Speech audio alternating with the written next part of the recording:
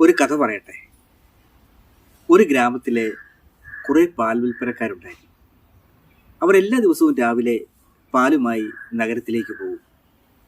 അതിലൊരു സ്ത്രീ എപ്പോഴും നോക്കിക്കൊണ്ടിരിക്കുക, മറ്റുള്ളവരുടെ പാൽക്കുടങ്ങൾ കവിഞ്ഞു പാല് നഷ്ടപ്പെടുന്നുണ്ടോ, എങ്ങനെയെങ്കിലും പാല് പോകുന്നുണ്ടോ.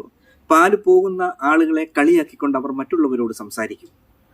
ഇവരിങ്ങനെ മറ്റുള്ളവരുടെ പാല് പകർന്നു പോകുന്നത് നോക്കി നോക്കി നഗരത്തിൽ ചെന്ന് നോക്കിയപ്പോൾ ഇവരുടെ കലത്തിൽ അല്പം പോലും പാലുണ്ടായിരുന്നില്ല. ഇവരുടെ പാലെല്ലാം വഴിയിൽ തൂകിപ്പോയത് ഇവർ ശ്രദ്ധിച്ചില്ല. ഇവരുടെ ശ്രദ്ധ മുഴുവൻ മറ്റുള്ളവരുടെ കലത്തിലായിരുന്നു. സുഹൃത്തുക്കളെ, ഇങ്ങനെ ചില ആളുകൾ നമ്മളുടെ ചുറ്റിലുമുണ്ട്.